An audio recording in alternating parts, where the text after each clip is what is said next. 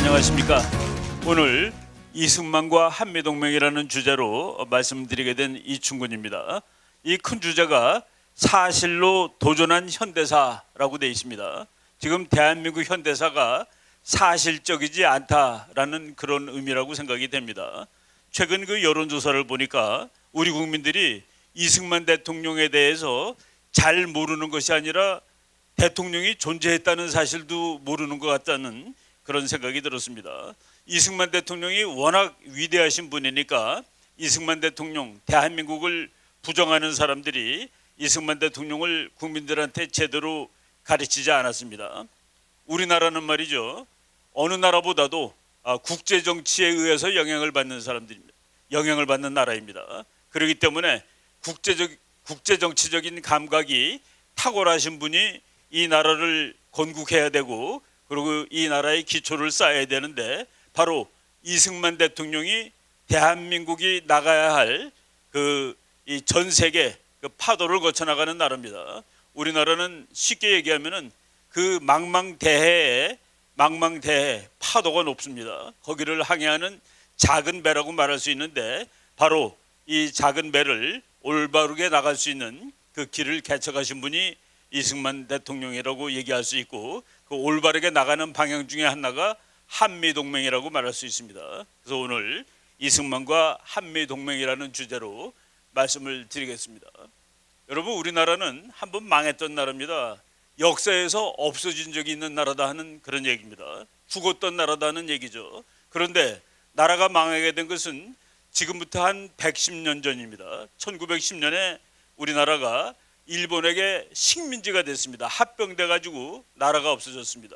그때 우리나라를 잃게 한 가장 중요한 그 원인을 보면은 이 나라를 끌어가는 사람들이 국제 정치에 대해서 너무 잘 모르고 있었다라는 그런 말씀을 드릴 수가 있습니다. 그렇기 때문에 우리나라는 국제 정치에 대해서 잘 아시는 분이 나라를 건국하고 끌어가야 되는데, 그런 분이 이승만이다라고 말씀을 드리고, 그리고 나라를 끌어가는 하나의 좋은 안전장치가 한미동맹인데, 이승만 박사께서 한미동맹을 어떻게 힘들게 만드셨는지, 그리고 한미동맹의 내용은 무엇인지, 그리고 오늘날 한미동맹을 망가뜨리려는 세력이 있는데 그 세력들이 의도하는 바가 어떤 점에서 잘못됐는지, 이런 것 등등을 오늘 말씀드리기로 하겠습니다. 이 주제를 크게 그 네 가지로 자르기로 했습니다. 첫 번째는 이승만 대통령의 국제정치적인 감각입니다. 이승만 대통령의 리더십, 그리고 그의 국제정치적인 해안을 첫 번째 말씀을 드리고, 두 번째는 이승만 박사가 대한민국이라는 국가를 만들고 국가가 생기자마자 2년도 안 돼서 전쟁이 났습니다.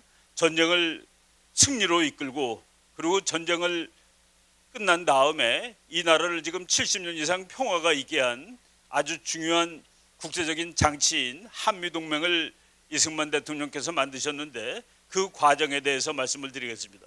그리고 세 번째는 우리 국민들이 한미동맹의 내용에 대해서 잘 모릅니다.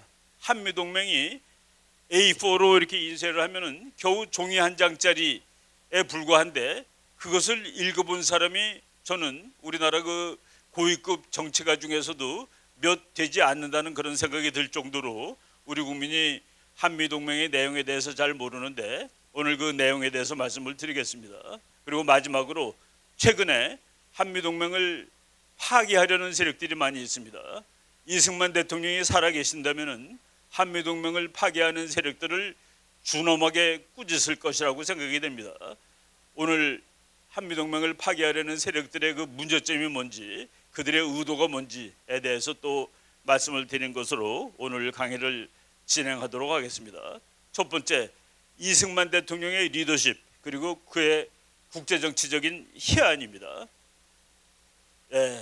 조선시대가 말이죠, 멸망할 때 언제든지 그 작은 나라, 큰 나라, 국제정치는 힘의 정치라고 얘기를 합니다.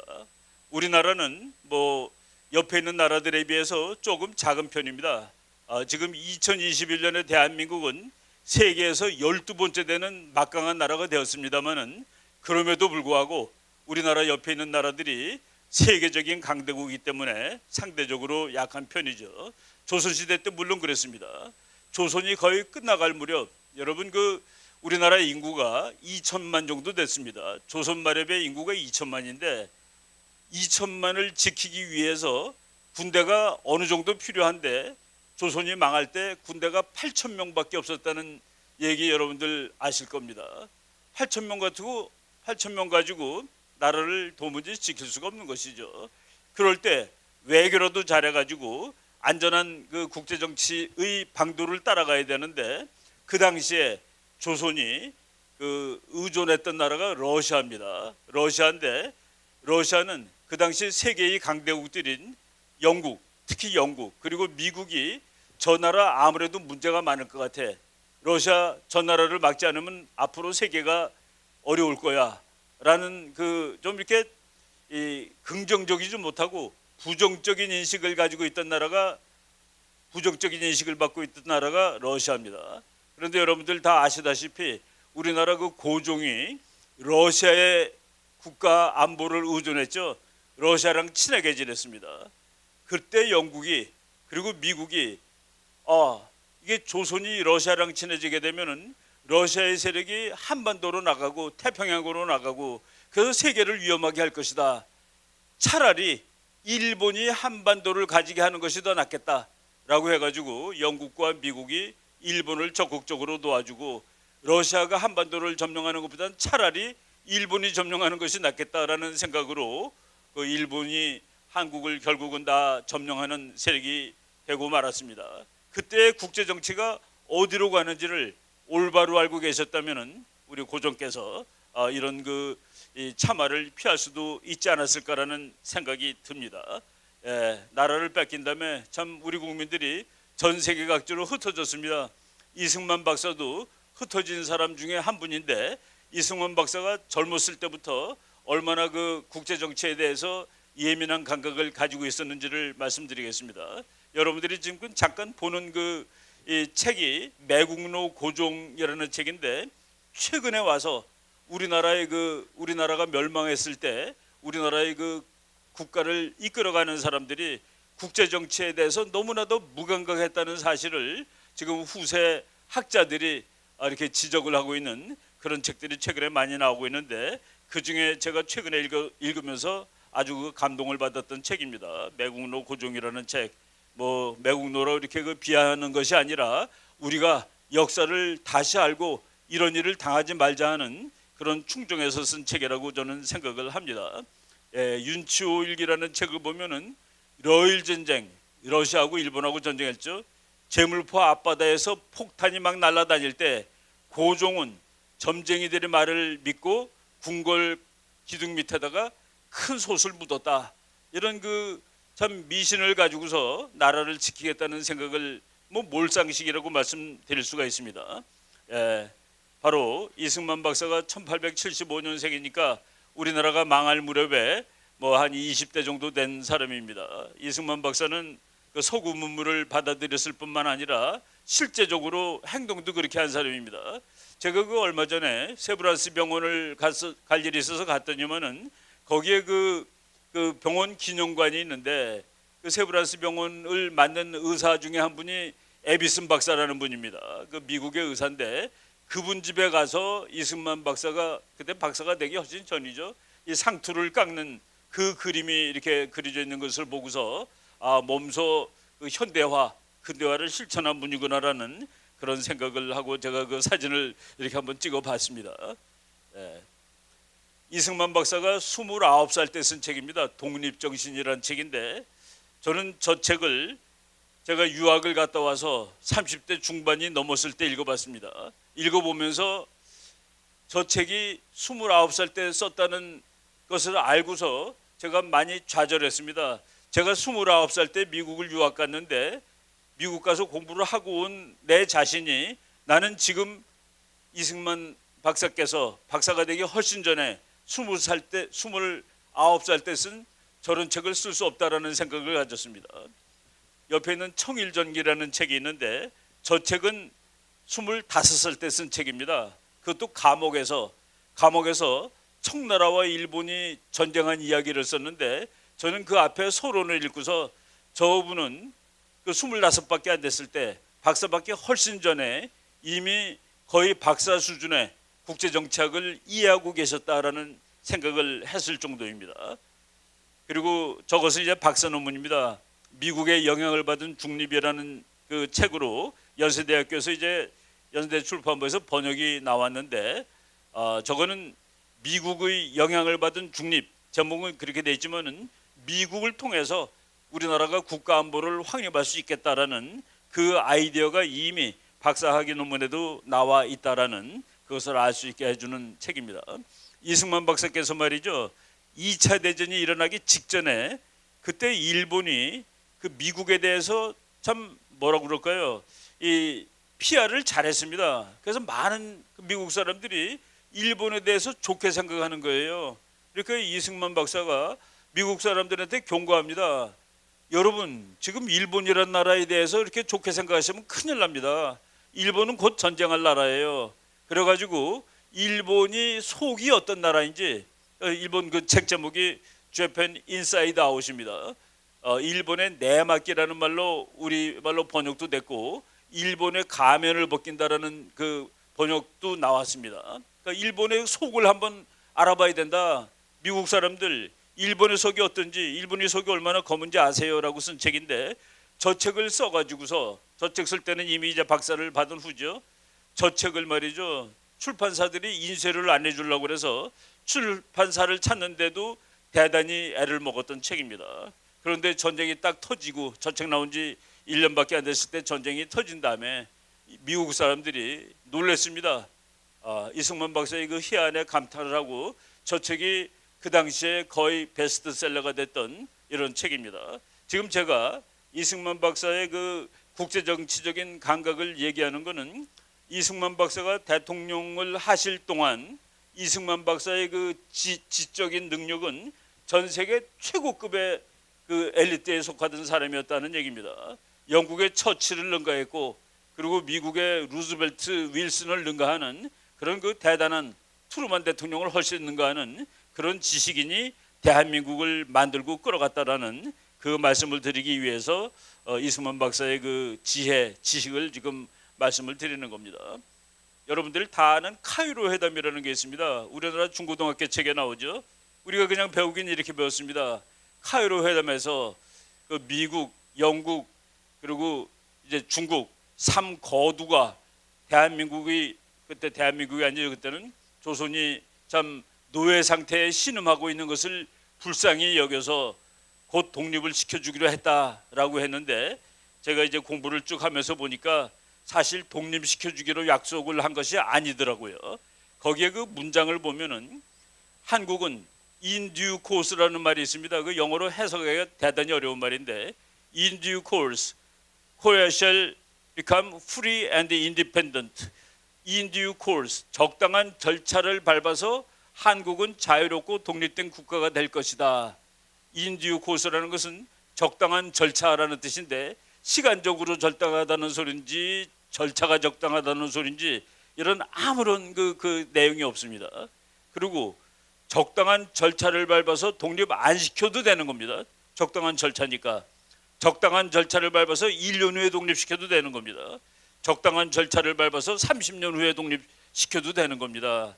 인듀 코스라는 말을 이해하는 사람이 그때 이승만 박사밖에 없었습니다. 그래서 이승만 박사는 저 카이로 회담 문건을 보고서 이게 무슨 우리를 독립시켜준다는 얘기냐 해가지고 항의 서한을 보낸 적이 있다는 사실을 알고 제가 놀랐습니다. 예, 그 인듀 코스라는 말이 그 영국의 처칠이 만든 문장입니다.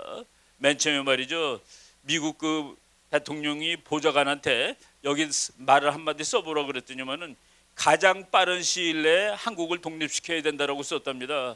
그랬더니 대통령이 무슨 가장 빠른 시일이냐, 한국이 빠른 시일에 독립할 수 있는 능력이 없어. 그래서 그걸 쭉 지우고서 적당한 때에, 근데 그것을 적당한 때에 그러면은 이게 문장이 독립 안 시켜준다는 뜻이 들어갈지 모르니까, 그리고 사실은 그때 일본 사람, 독일 사람들한테 애매모호하게 하기 위해서 처칠이 인듀 코스라는, 처칠은 노벨 문학상 받은 사람입니다. 인듀 코스, 해석하기 아주 나쁜 말로 써놨는데 그것을 이승만 박사가 보고서 이거는 우리를 독립시켜줄 생각이 없는 거다라고 분노한 그 편지를, 항의 편지를 보낸 적이 있었습니다. 제가 그 어떤 출판사에서 아예 그 제목을 주고 책을 한 권 써달라고 그래서 한 8, 9년 전에 출간했던 책입니다. 미국에 당당했던 대한민국의 대통령들. 여러분, 우리나라 그 최근 역사에 보면은 이승만 대통령과 박정희 대통령을 미국의 가장 비굴하고 굴종적인 대통령처럼 묘사하는데, 미국이 너무나도 힘들어했던 대통령 두 명이 바로 이승만, 박정희입니다. 그리고 미국한테 너무나도 당당했고, 그리고 언제라도 미국을 활용했고 미국하고 친했고, 이런 대통령 둘이 이승만, 박정희인데 우리 국민들은 그걸 거꾸로 알고 있다는 겁니다. 이승만, 박정희가 미국의 주구라고 얘기하는 사람들이 있죠. 이승만 대통령은 미국이 하도 말을 안 들어가지고 심지어는 이승만 대통령을 제거하려는 그런 작전조차 있었을 정도입니다. 결국 미국이 실패하고 이승만 박사를 그냥 둘 수밖에 없었지만은, 이 정도로 이승만 박사는 미국이라는 나라를 잘 활용하고 대한민국이 나가야 할 방향을 올바로 이해하고 있었고, 그리고 대한민국의 안전을 위해서 미국이라는 나라를 꽉 붙들어주는 그런 나라였습니다. 제가 그 하지 중장이 그 1948년까지 점령군 사령관이었죠. 미군이 올 때는 점령군이 맞습니다. 왜? 그때 한국을 점령하러 온 것이 아닙니다. 미국은. 한국은 그때 일본의 식민지입니다. 일본의 일부입니다. 그래서 일본을 점령하러 미국이 왔죠. 그 한국에 있던 일본군의 항복을 받기 위해서 미군이 왔는데, 그때 그 사령관이 하지 중장인데, 하지 중장이 이승만 박사 때문에 엄청나게 애먹었습니다.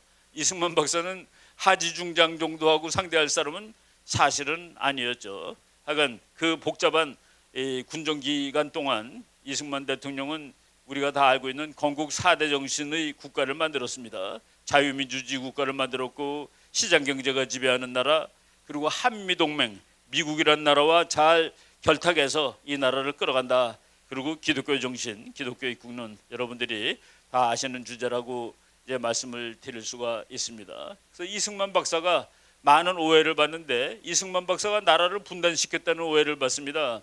아닙니다. 이승만 박사는 지금 이 상황에서 이 나라가 통일된 국가로 건설된다는 것은 거의 불가능하다. 소련에 대해서 너무나도 잘 알고 있었죠.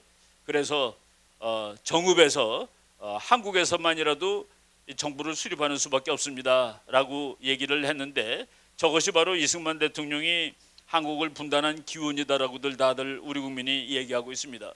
그렇지만은 이미 소련이 1945년 8월 15일 일본이 항복한 다음에 소련이 북한을 점령하고 9월 20일입니다. 그러니까 일본이 항복한 지 딱 한 달밖에 안 됐을 때 소련이 북한에다가 공산국가를 건설하라는 지령을 내립니다. 그것이 나중에 소련이 망한 다음에 그 문건이 발견되는 것이죠. 그래서 이승만 박사는 이미 저런 내용까지도 그때 다 이해하고 있었다라는 사실을 지금 나중에 밝혀진 겁니다. 이승만 대통령은 자유의 나라를 건설했고, 그 자유의 나라를 지킬 수 있는 방법으로 한미동맹이라는 그 국제적인 장치를 만들어야 되겠다라고 일찍부터 생각하고 있었다라는 얘기입니다.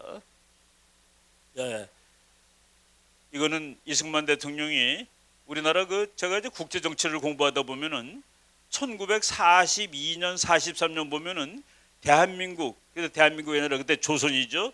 조선의 웬만한 지식인들이 전부 친일을 합니다. 이 사람들이 왜 친일을 했을까? 이렇게 원래는 애국자들인데, 제 개인적인 결론으로는 그분들이 그 당시에 국제 정치에 대해서 오해하고 있었다입니다. 무슨 오해를 하고 있었느냐? 일본 이거 오래 갈 거야. 우리가 생각하듯이 일본이 곧 망할 나라가 아니야 라고 생각하고, 그럴 바에는 우리가 일본하고 협력을 하고 우리 스스로 힘을 길러서 나중에 훗날 이 나라를 찾아오는 방법을 강구하는 것이 더 현실적이 아니겠어? 라고 생각했는지 모릅니다. 그렇지만은 국제정치의 그 탁월한 능력을 가진 이승만 박사는 아니야, 일본은 곧 멸망할 거야. 그래서 1940년대 대부분의 우리나라 지식인들이 친일로 돌아섰을 때 우리 국민들한테 싸우자, 이제 우리나라는 곧 독립을 이룰 수 있다라고 계속 그 격려를 하고, 이제 우리가 이길 수 있다는 그 희망을 이제 부어 넣어줬던 겁니다. 예, 우리가 말이죠. 이제 대한민국은 국제 정치의 영향 속에서 살아가는 나라입니다. 우리나라 그 최근 지도자들이 뭐라고 얘기를 하냐면은 우리 민족끼리라는 말을 너무 많이 써요. 우리 민족끼리 통일하겠다. 그런데 저는 우리 민족이 잘못해서 분단된 것도 아니고 우리 민족이 힘을 합쳐서 노력을 하더라도 통일을 이루기는 너무나도 힘들다라고 생각을 합니다. 우리나라의 많은 문제가 국제 정치적인 문제인데 여러분 저 지도를 보시면은 우리나라가 그 얼마나 국제 정치에 의해서 영향을 받는 나라인지 알 수 있습니다. 지금 우리가 통일을 이루지 못하고 있는 것은 우리 주변에 있는 강대국, 특히 중국이 한반도 통일을 반대하기 때문입니다. 중국은 통일된 한반도가 피곤해요. 무섭습니다. 중국 사람들은 그러죠. 지금 대한민국하고 북한이 통일을 하게 되면은 대한민국 더하기 북한의 나라가 생기는 것이 아닙니다. 대한민국 곱하기 북한이라는 아주 강력한 나라가 생길 겁니다. 그래서 그런 나라가 바로 옆에 생기는 것이 너무 피곤해요. 그리고 생각이 다른 나라가 있다는 것도 별로 좋지 않고 그래서 중국이 통일을 반대하고 중국은 통일을 반대하는 것을 6.25를 통해서 직접 증명을 해보였죠. 한국군이 압록강까지 올라갔을 때 중공군 130만 명이 와서 자기네 말로는 북한을 살렸습니다. 우리 크게 보면은 대한민국의 통일을 막았다라는 얘기가 되는데 바로 이 문제를 해결할 수 있는 힘, 우리가 중국이라는 그 큰 힘을 누를 수 있는 힘은 역시 미국이라는 힘이다. 미국의 힘을 잘 활용해서 통일을 할 수 있을 거다라는 것을 보여주는 지도입니다. 최근에 그 미국 사람들이 한반도에 대해서 관심이 많아졌어요. 그동안은 말이죠. 냉전 시대 때 미국이 한반도 분단을 그냥 유지를 했습니다. 평화롭게 분단되어 있는 것이 편하다라고 생각을 했는데 최근에 이제 중국이 너무 힘이 세지면서 미국이 중국을 견제하기 위해서 통일된 한반도가 미국한테 전략적으로 대단히 유용할 것 같아라고 생각하기 시작을 했습니다. 그래서 그 미국에서 나온 만화인데 한국을 이렇게 돋보기로 쳐다보고 있죠. 이 나라 대단히 중요해. 그래서 미국이 말이죠. 중요한 나라에 대해서 뭐라고 얘기를 하는데 린치핀이라는 단어가 있습니다. 린치핀이라는 거가 나이 드신 분들 시골에서 옛날에 살았던 분들은 다 기억이 날 거예요. 그러니까 이제 축이 있고 바퀴가 있고 소달구지에 그 끝에 보면 조그만 갈고리가 하나 걸려 있습니다. 요 갈고리를 린치핀이라고 그러는데 갈고리가 떨어져 나가면은 바퀴가 떨어져 나가요.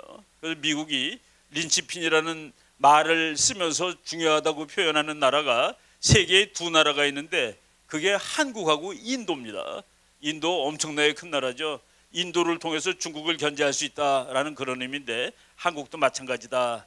그래서 우리가 그 오늘날에도 미국이라는 나라가 우리의 통일 문제, 우리의 통일은 우리가 가장 꿈에도 원하는 것입니다. 그것을 협력적으로 도와서 해줄 수 있는 나라가 미국이라는 사실을 지금 다시 깨닫는 것이죠. 우리 그 유명한 정치학자 독일에서 교수하시는 분 박성조 박사님이라는 분이 이렇게 얘기를 한 적이 있습니다. 독일이 통일됐을 때 독일 통일된 이유를 물어본다면 나는 세 가지로 대답하겠다. 1. 미국이 도와줘서 2. 독일이 돈이 많아서 3. 독일 사람들이 단결해서 그 중에서 제일 중요한 것은 미국이 도와줬다는 사실이다. 독일이 돈 많고 힘세도 통일 못합니다. 미국이 도와주지 않으면. 우리나라도 똑같다. 우리나라도 똑같다. 특히 미국의 도움 없으면 한반도 통일은 절대 불가능하다. 여러분 그 정치학자들이 절대라는 말 잘 안 씁니다. 근데 저거는 절대적으로 맞는 얘기예요. 우리나라 많은 사람들이 미국 때문에 통일이 안 돼. 아닙니다. 어느 날 통일이 된다면 그것은 미국 때문에 됐다라고 말해야 맞는다. 바로 미국이라는 나라랑 엮여놓은 장치가 한미동맹인데 그것을 이미 정말 70년 전에 이승만 대통령께서 다 아시고 그 작업을 하셨다라는 말을 이제 우리가 지금 드린 겁니다. 이제 넘어가겠습니다. 이승만 그런데 이 동맹이라는 것이 저절로 생기는 거냐? 아닙니다. 저절로 생기지 않습니다. 정말 각고의 노력을 해야 됩니다. 우리나라 그 외교부에서 말이죠. 대한민국 외교사 해가지고 몇 년마다 이렇게 나와요. 근데 거기 보면은 이승만 대통령이 미국과 동맹 관계를 체결한 것은 거의 외교의 신 같은 아주 그 기가 막힌 그 거의 신이에요, 신. 보통 사람이 못하는 것을 한 겁니다. 한번 생각을 해보세요. 1954년에 53년에 한미동맹을 체결했는데 그때 대한민국은 국가가 얼마나 잘 사느냐, 얼마나 중요한 나라냐 이런 순서로 봤을 때 지구에 거의 제일 맨 끝에 있던 나라입니다. 여러분 그냥 흔히 얘기하는 미국 학자들이 1960년에 한국하고 제일 비슷한 나라가 가나랍니다. 가나. 아프리카에 가나라는 나라가 있어요. 그 가나라는 나라 대통령이 한번 한국에 와가지고 우리나라는 초콜릿 재료가 많이 나오니까 그 초콜릿 재료를 한국에 많이 보내겠다. 그래서 그 초콜릿을 우리나라 초콜릿 중에 그 가나라는 나라 이름이 무슨 초콜릿이 있죠. 정말 아프리카에 못 사는 나라인데 1960년에 한국하고 가나가 같았는데 지금 한국은 세계에서 10등권에 들어왔고 가나는 그냥 남아 있는 겁니다. 이게 바로 다 그 이승만 박사가 건국한 그 탄탄한 기반 위에서 나라가 발전할 수 있었는데 그 미국과 외교를 해서 이제 한미 동맹을 완성시키는 그 과정을 한번 보겠습니다.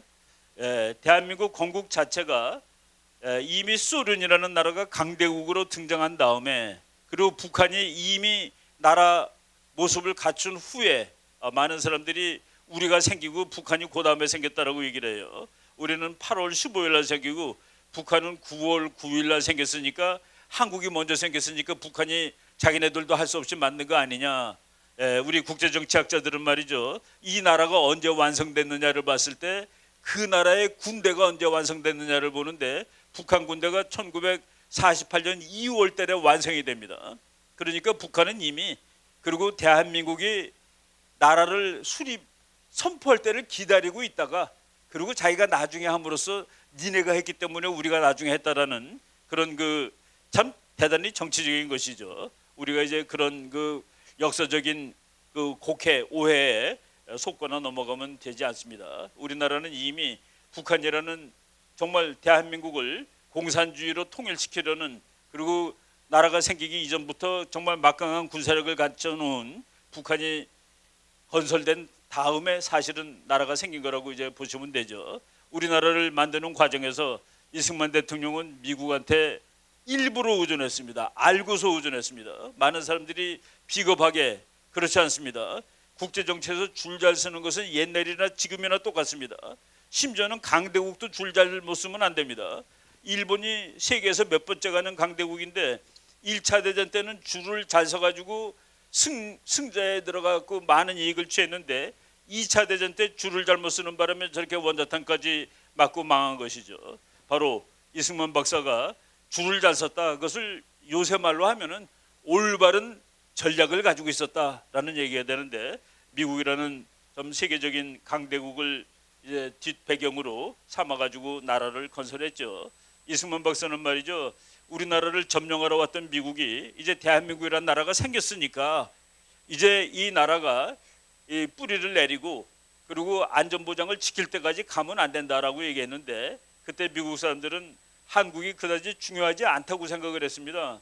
그때 미국에서 나온 자료를 보면은 미국이 도와줘야 될 나라 16나라를 등수를 매겼는데 한국이 13등점 나옵니다. 그러니까 뭐 도와주면 좋겠지만은 순서가 뒤고 그리고 미국이 그 정도로 뭐 군사력이 많은 것도 아니고 그래서 이제 1949년에 다 철군을 하죠. 이승만 박사는 철군하면 안 된다고 막 이제 그 뭐 메가더 장군한테 호소도 하고 윽박지르기도 하고 그랬습니다. 우리가 저 사진 본 김에 한마디 더 말씀을 드린다면은 1950년 6월 25일 날 전쟁이 터졌죠. 이승만 박사가 참 분노하는 그런 날이었습니다. 26일 날 새벽에 동경에 있는 메가더 사령부에 전화를 걸었습니다. 부관이 말이죠. 새벽이니까 장군님 주무신다고 그러면서 전화 안 바꿔주는 거예요. 이승만 박사가 호통쳤습니다. 빨리 장군 깨워가지고 전화 받으라고 그러라고. 그래서 이승만 박사가 호통에 그 부관이 놀래서 전화를 메가더 장군한테 바꿔줬습니다. 이승만 박사가 소리칩니다. 내가 뭐라고 그랬어?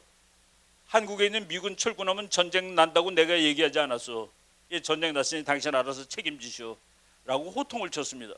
저는 그 장면의 글을 읽으면서 그날 그 새벽에 전화를 걸어서 미국의 별 다섯인 미국의 영웅인 저 장군한테 저렇게 소통치고 책임지라고 소리를 지를 수 있는 대통령이 그날 그 순간에 있었다는 사실이 우리나라를 죽지 않게 한 하나의 그 참 하나님의 가호일 수 있다라는 생각이 들었습니다.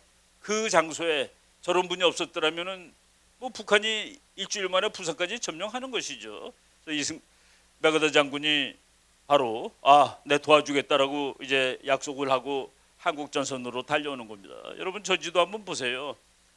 전체가 공산주의입니다. 우리나라는 아시아 한 귀퉁이에 붙어 있는 정말 대한민국이라는 그 요만한 정말 10만 평방킬로미터밖에 안 되는 이 나라가 70년 동안 지금 밀려나지 않았습니다. 한반도 전체가 빨간색이 되는 것이 너무나도 자연스러운 그림인데 그것을 막아낸 것, 이것이 이제 한미동맹이고 바로 이승만 박사가 지켜낸 것이라고 보시면 됩니다. 사실은 6.25 동안에 저 38선은 깨지고 그리고 한반도에 저쪽 낙동강하고 부산하고 그 일부 빼놓고는 한반도도 다 빨간색이 된 적이 있죠.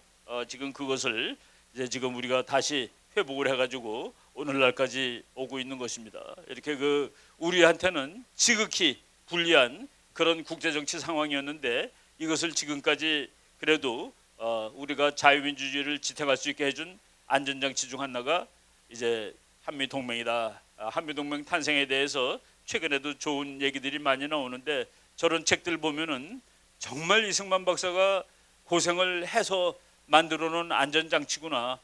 이것은 뭐 정말 그 이승만 박사를 외교의 신이라고 얘기해도 하나도 틀리지 않는 그런 그 일화들이 저 책에 다 있습니다. 우리나라 그 휴전할 때 우리나라 유엔군 사령관으로 와 있던 사람이 클라크 대장입니다. 클라크 대장이 한국 전쟁을 한 사람인데 그 사람이 미국 국방부에다가 한국하고 방위조약 맺는 것을 나는 반대합니다 라고 얘기를 합니다. 왜? 이 나라 별로 중요하지 않고 미국이 이거 지키려면 정말로 힘듭니다 라는 그런 얘기죠.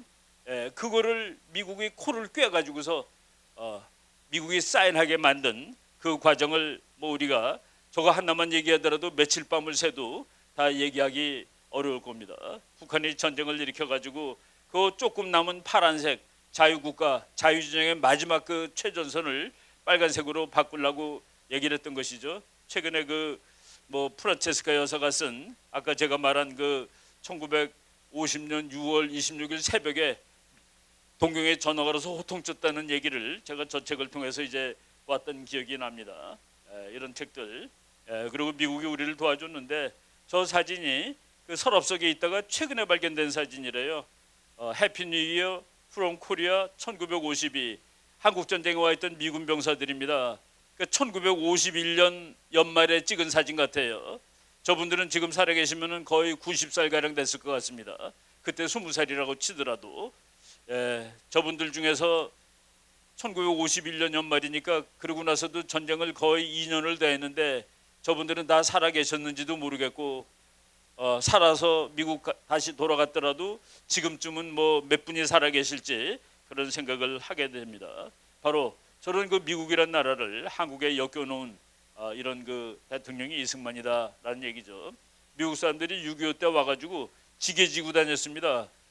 저 그림 보고서 제 책에다가 저 그림을 넣었는데 편집하시는 그 분이 자기가 저걸 보고 하도 눈물이 나와가지고 좀 고맙기도 하고 안 돼 보이기도 하고 그래서 자기가 저 사진을 보고 한참 울었다라는 얘기를 해서 제가 거꾸로 농담해 줬습니다. 미국 사람들이 지게를 얼마나 좋아했는데 그래요. 그러면서 여러분 저 지게가 말이죠. 지게는 길이 없는 곳도 갈 수 있는 겁니다. 미국의 물건 끌고 있는 건 길이 없으면 못 가죠. 쟤는 아무데나 가고 그리고 쉴 때 너무 좋아요. 딱 그러면 45도 각도로 거의 그냥 의자 침대도 됩니다. 그리고 물리적으로 말이죠. 박격포를 싣고 다녔답니다. 미군 병사들이. 그거 한 손으로 전혀 못 드는데 박격포를 뭐 지게에다가 이렇게 올려놓으면 들 수가 있었다는 그런 얘기도 있습니다. 그 미국에 가보면은 한국전쟁 기념관에 참 그 감동스러운 문장이 있습니다. 미국 한국전쟁 기념관에 이렇게 말이 써 있어요. 알지도 못했던 나라, 만난 적도 없는 사람들을 지켜주자는 국가의 부름에 응한 미국의 아들 딸들에게 미국은 경의를 표하는 바입니다. 예. 그 미국 젊은 병사들이 어디 있는지도 모르는 나라예요.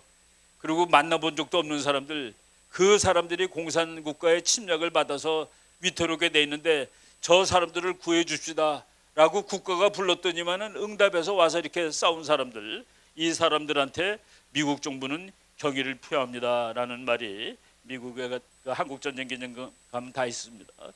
제가 그 하와이를 방문했을 때 그 어느 교회에 갔더니만은 미국의 그 부부인데 아들 5에 딸 하나 있는데 그 5명의 아들이 전부 한국 전쟁에 와서 전쟁을 했더라고요. 참 저런 분들이 있어서 우리가 이 나라를 구하는데 참 이렇게 그 도움이 됐다라는 그런 생각을 했습니다. 예, 지금 그런데 미국이 한국 전쟁하는 도중에 38선까지 간다면은 더 이상 안 올라가는 거예요. 이 통일을 시킬 생각은 안 하는 겁니다. 이승만 박사가 38선을 먼저 넘었습니다. 한국군이 먼저 넘었어요. 한국군이 넘은 다음에 미군이 따라 넘어갔고, 그런데 미국은 끝까지 통일할 생각은 안 하고 어떻게 해서라도 휴전하고 싶은 마음이 있었습니다.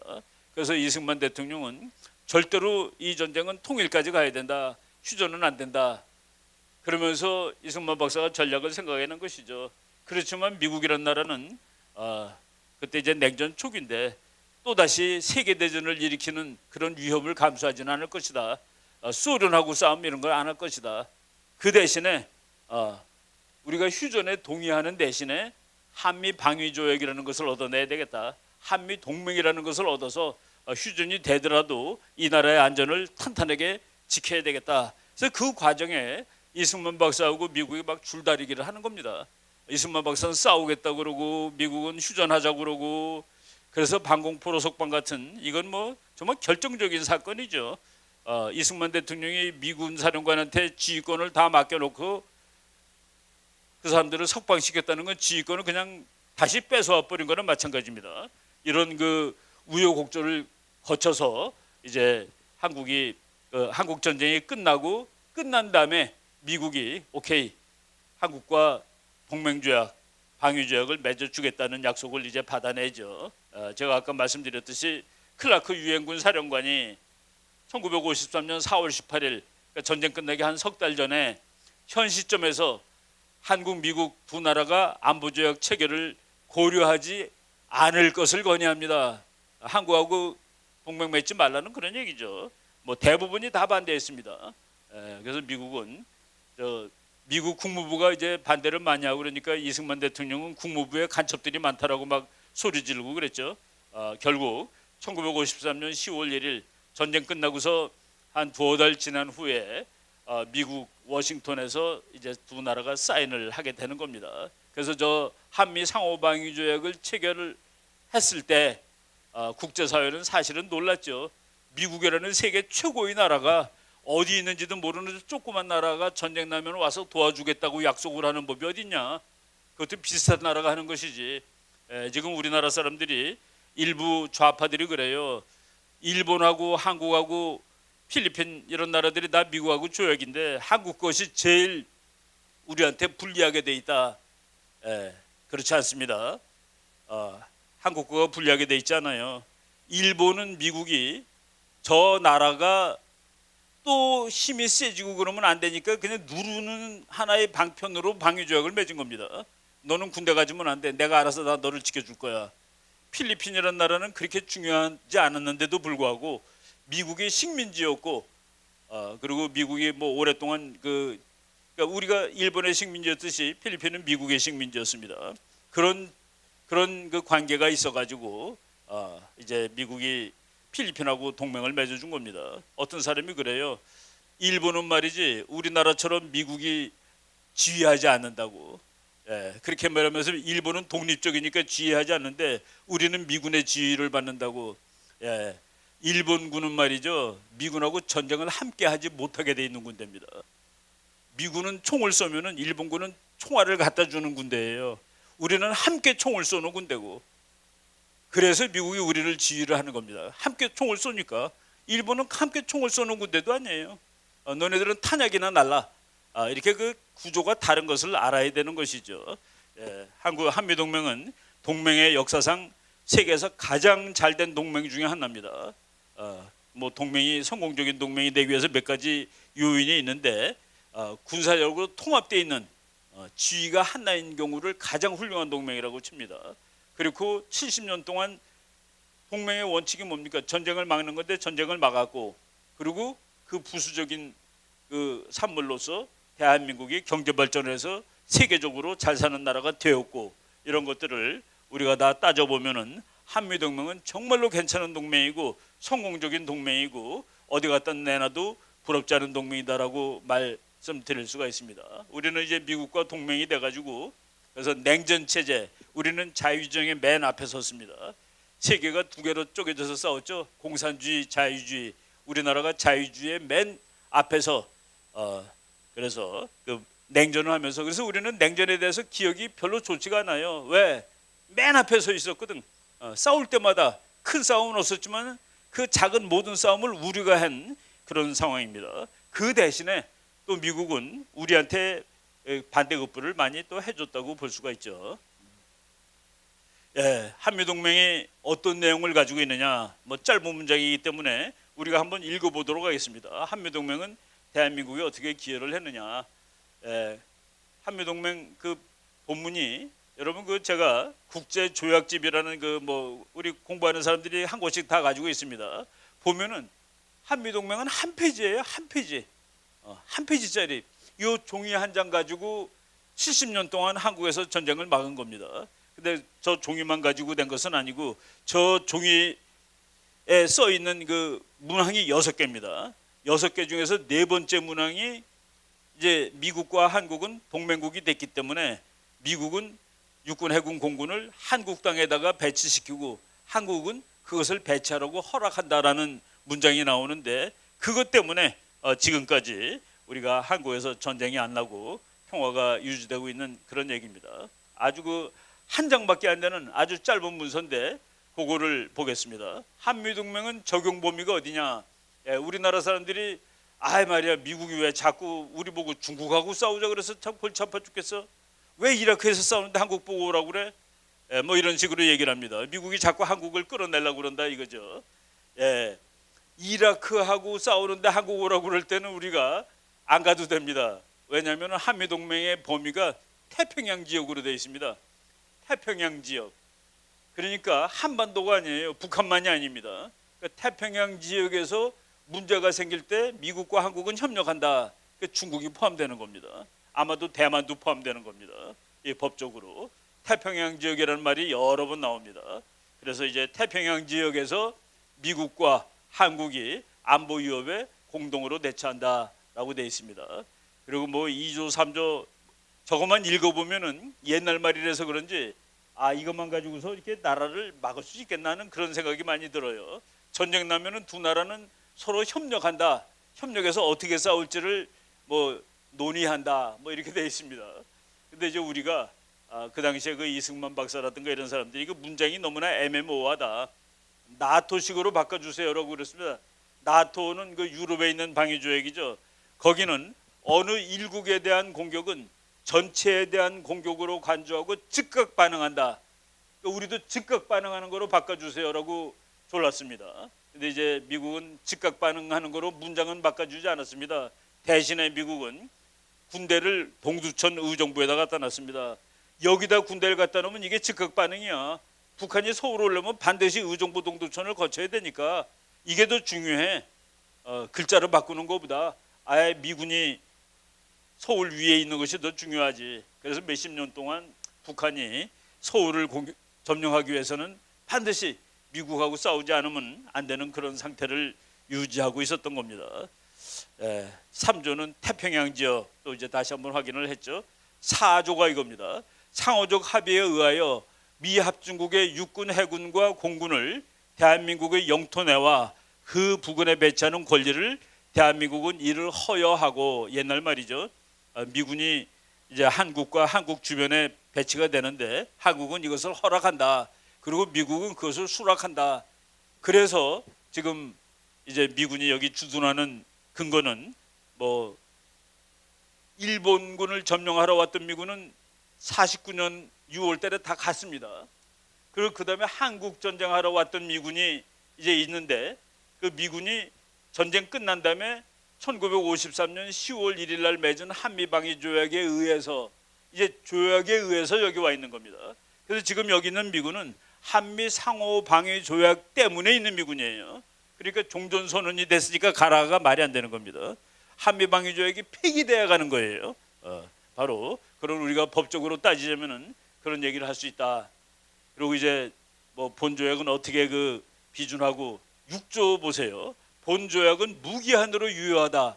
어느 당사국이든지 타 당사국에 통과한 후 1년 후에 본조약을 종지시킬 수 있다. 저거 좌파들이 그래요. 미국이 말이야 한국은 영원히 점령하려고 본조약은 무기한으로 유효하다. 영원히 존재한다라고 했다는 거예요. 필리핀 같은 데는 10년마다 이제 하는 거로 돼 있습니다. 근데 그 사람들이 역사를 모르는 거죠. 우리가 오늘 역사적 사실을 공부하자는데 우리나라 국회의원들이 말이죠. 1년 후에 본조약을 종지시킬 수 있다는 말 저걸 빼달라고 오히려 부탁을 한 겁니다. 미국이 말이죠. 이 조약은 영원해. 그런데 어느 나라든지 나 그만하고 싶어라고 상대방에다 통보하면은 1년 후에 끝난다로 되어 있습니다. 그래서 오늘 미국이 말이죠.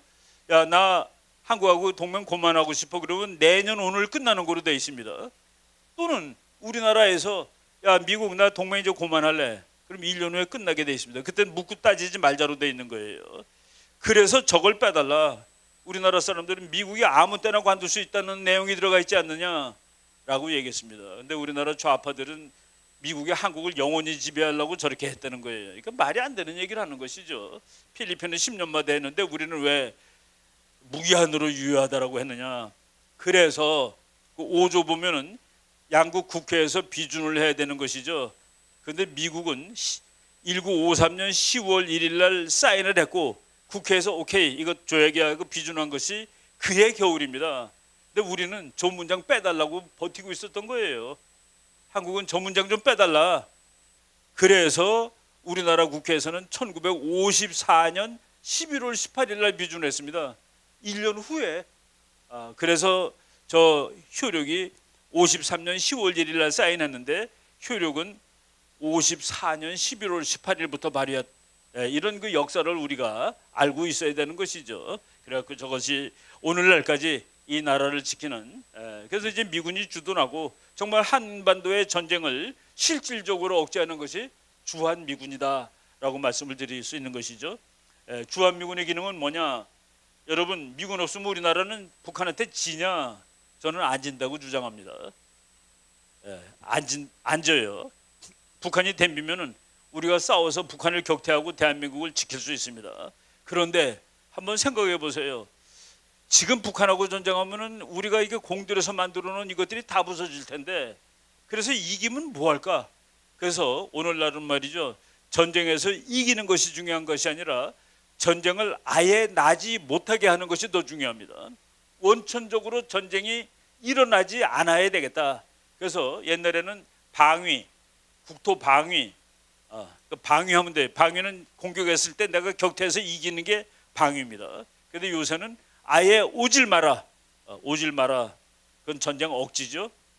억지를 하는데 바로 주한미군이 그 기능을 담당하고 있다는 얘기입니다.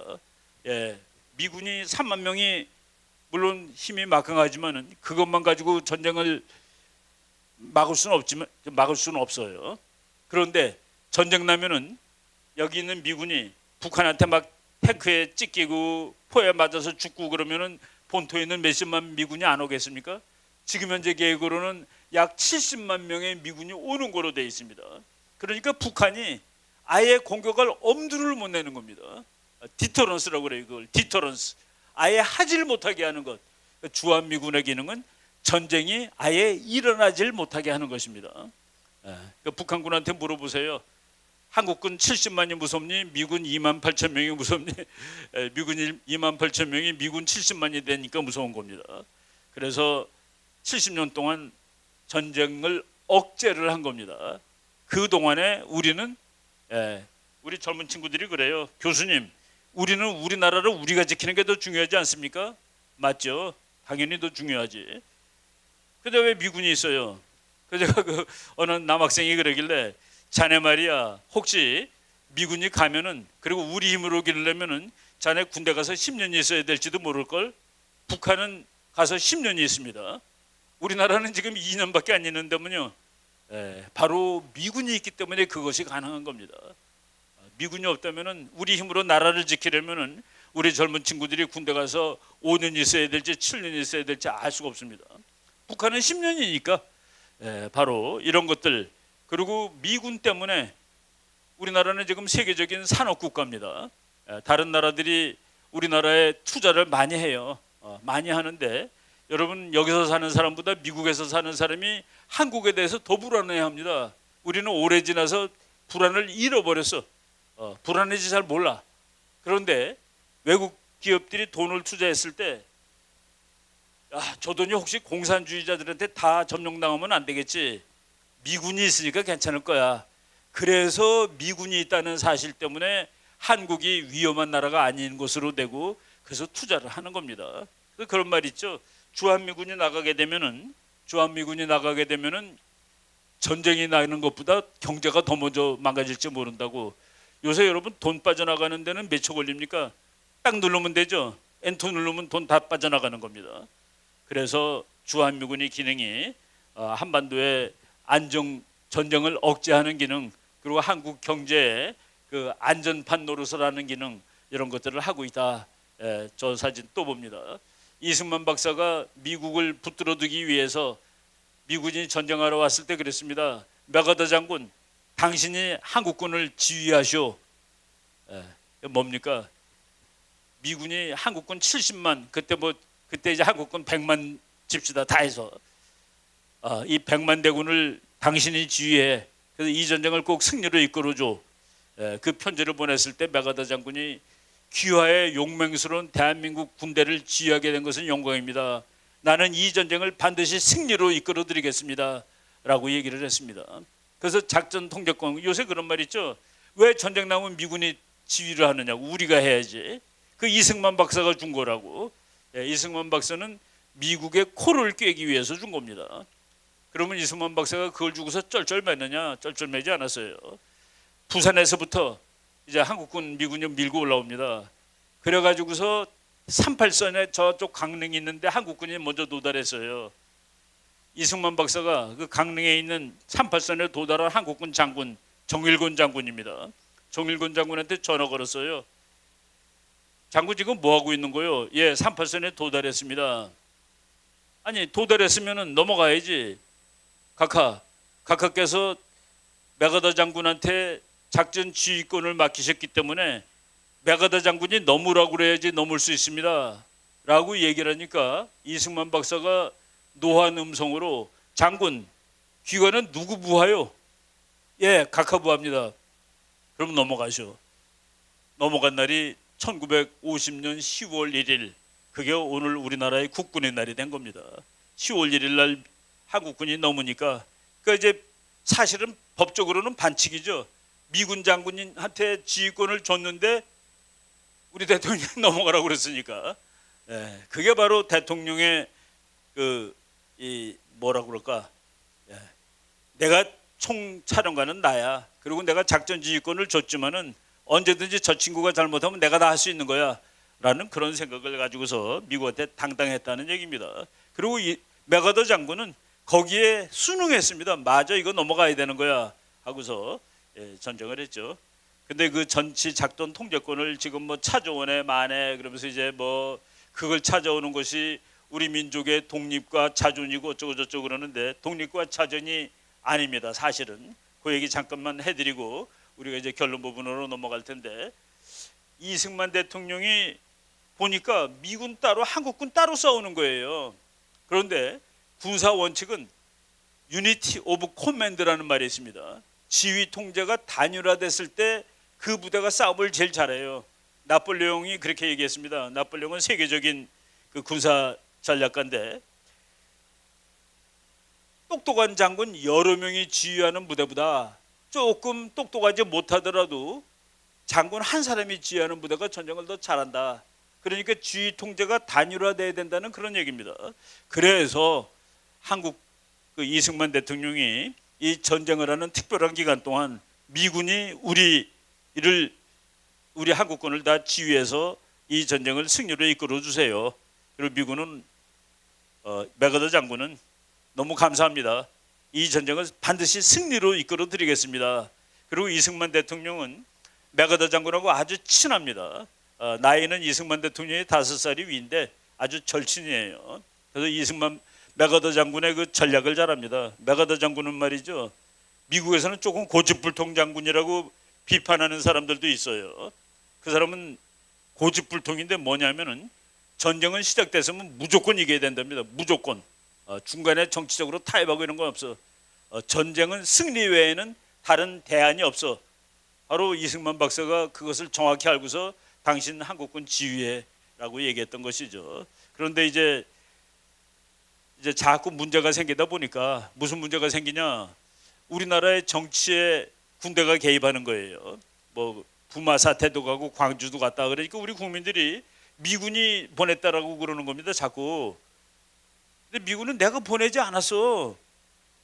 그래서 미국 쪽에서 그러면 지휘권을 두 개로 쪼개자.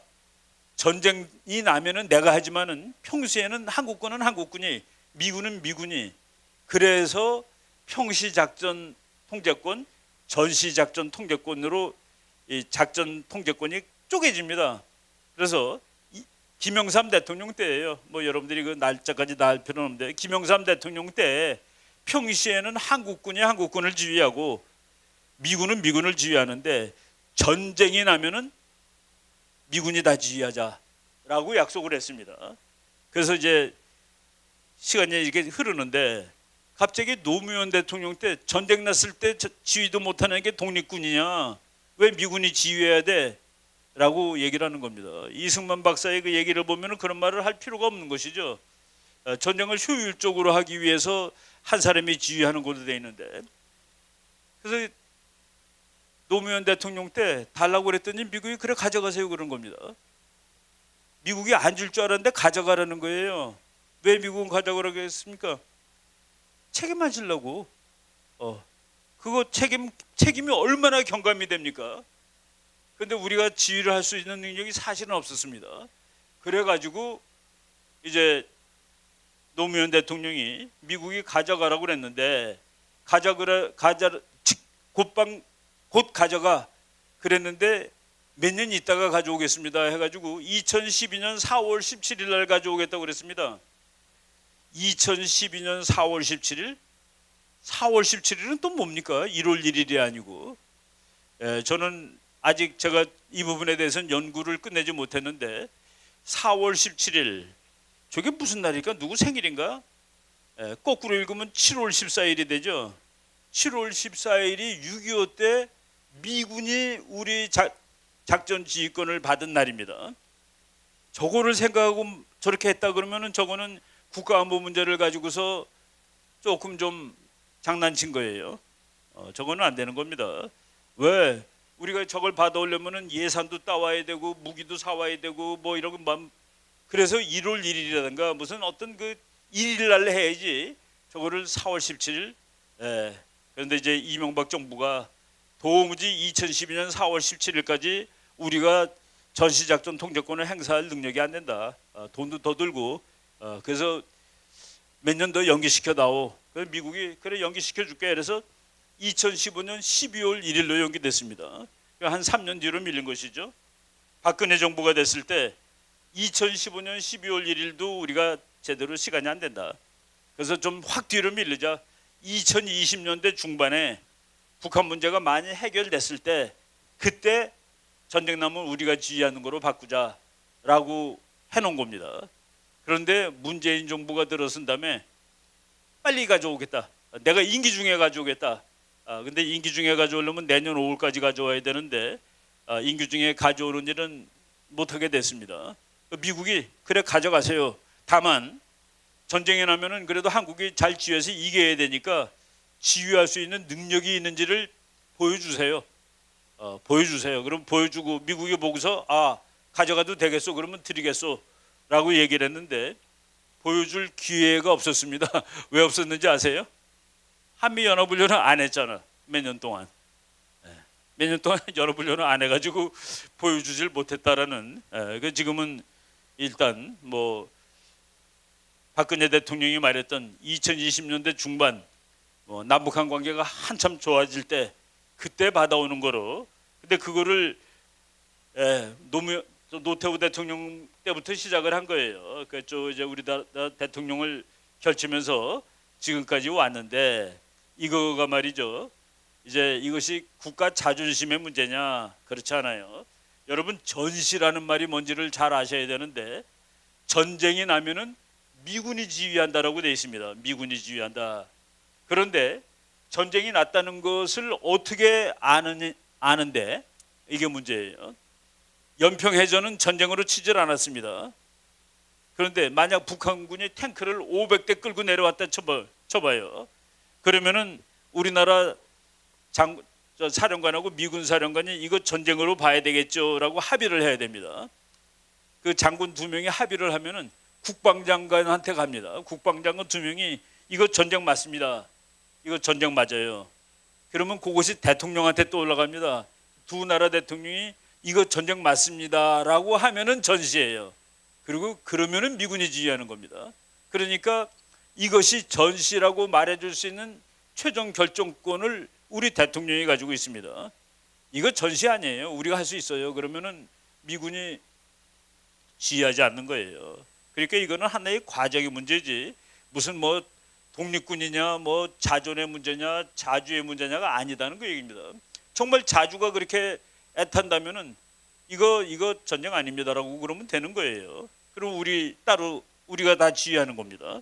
바로 이런 내용을 그러니까 미국 사람들이 그러죠.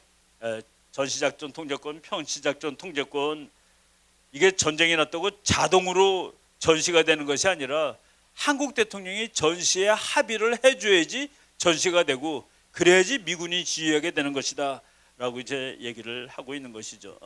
그래서 우리가 이런 것들을 자꾸 뺏어오려고 얘기하는데 그것은 어떻게 보면은 한미동맹을 약화시키려는 노력이다라고 말씀을 드릴 수가 있는 겁니다. 최근에 그런 노력이 더 많아요. 요새 무슨 얘기 여러분 많이 들으셨습니까? 종전선언한대. 종전선언. 말은 좋아요. 평화협정 말 좋죠. 평화협정 안 되는데 그걸 누가 반대합니까? 전쟁을 끝내자는데 누가 반대해요? 그런데 국제정치는 현실이 더 중요하다는 얘기입니다. 두 사람이 칼로 서로 찌르려고 그러는데 칼은 내려놓지 않은 채로 야 우리 이제 안 싸우다고 선언하자. 그리고 칼을 들고 있어. 그럼 이게 무슨 의미가 있는 겁니까? 바로 이제 그런데 이런 의미 없는 일을 자꾸 하려고 그러니까 우리가 혹시 무슨 꼼수가 있는 것이 아닌가라고 걱정을 하는 겁니다. 꼼수가 있는 거 아니야? 바로 이 얘기를 잠깐 하겠습니다. 요즘에 주사파, 종북, 반미, 친중 세력들이 자꾸 종전선언하고 평화협정하자고 그래요. 평화협정, 종전선언 말은 참 좋은데 근데 왜 일부 학자들은 반대하지?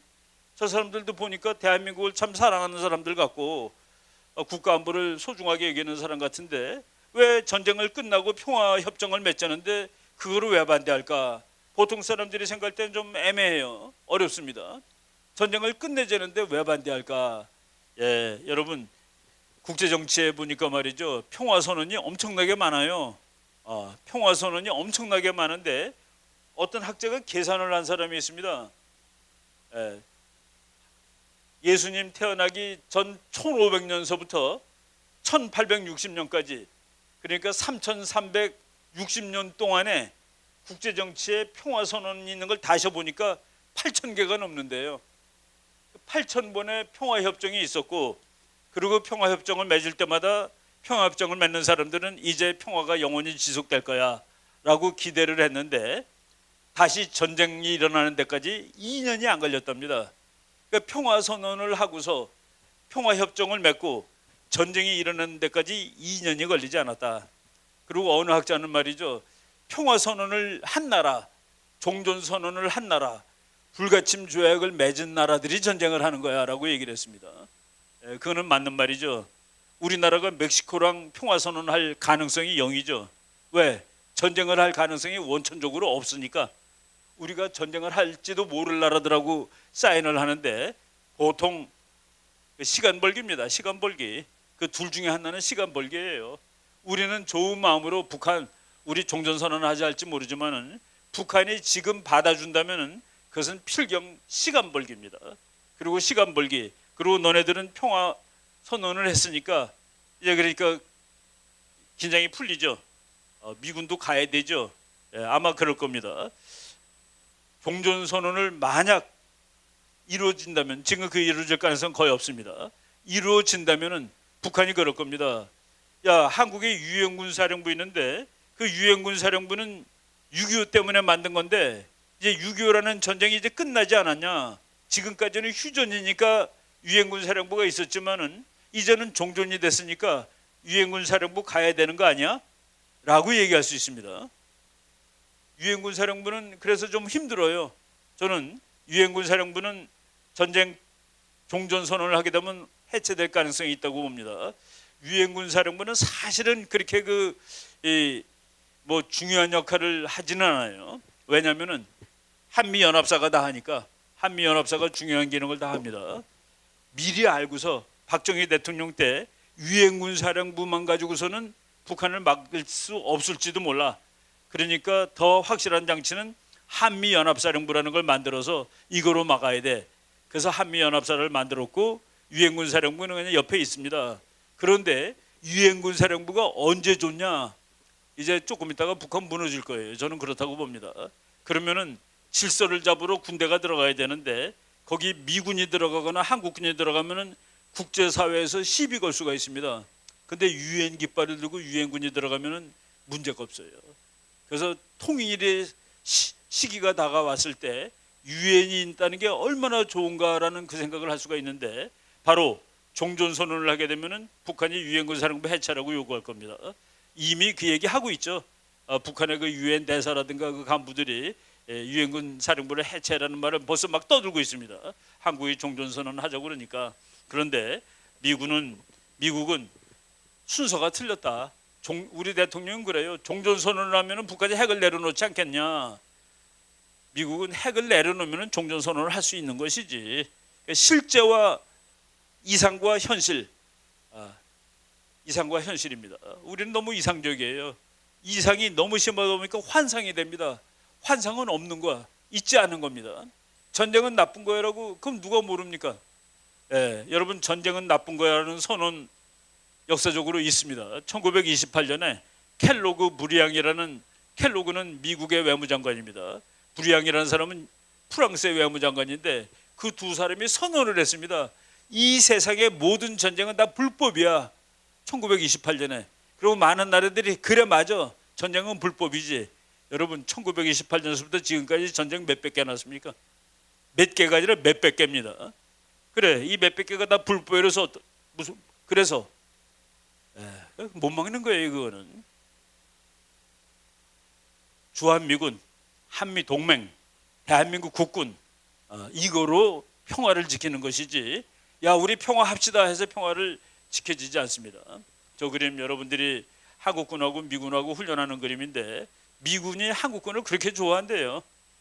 그렇게 좋아한답니다. 이제 뭐 우리가 강의 거의 끝나가면서 제가 제 개인적인 경험 한마디 말씀드리고 강의를 끝날 텐데, 제가 미국 유학 가가지고 이제 첫 시간에 아주 일찍 학교를 갔습니다. 1시간 전에 갔어요. 왜? 내가 마음을 다짐하느라고. 이제 내가 열심히 공부해가지고 빠른 시일 내에 공부 마치고 돌아가야지 하고서. 그래서 수업 시간에 가서 1시간 전에 갔는데 한 녀석이 와 있더라고요.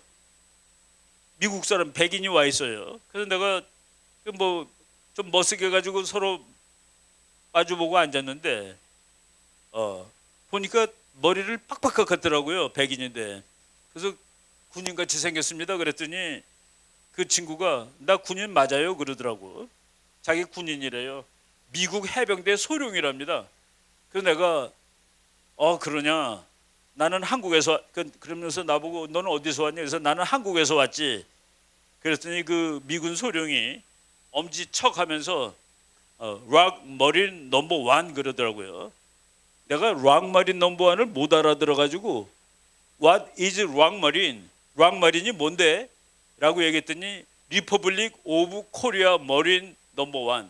그러니까 대한민국 해병대 1등 이러는 거예요. 그래서 내가 한국 사람이라고 그러는구나 그랬더니 아니래요. 그 사람이 아주 재밌는 얘기를 해주더라고요. 뛰는 속도가 미군하고 같은 해병대는 한국 해병대밖에 없다는 겁니다.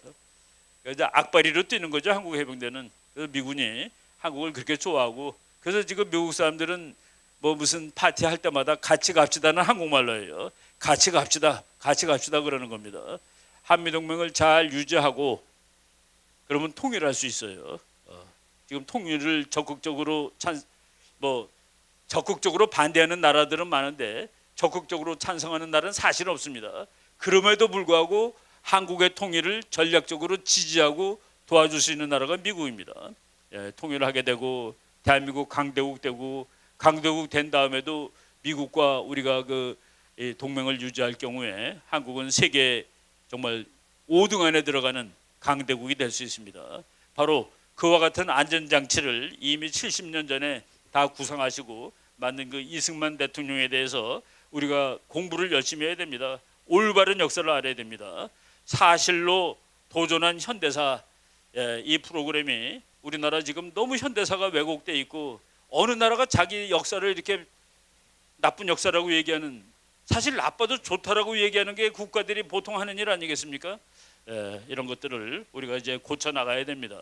여러분 경청해 주셔서 감사합니다. 여기까지 강의를 마치도록 하겠습니다. 여러분 감사합니다. 네.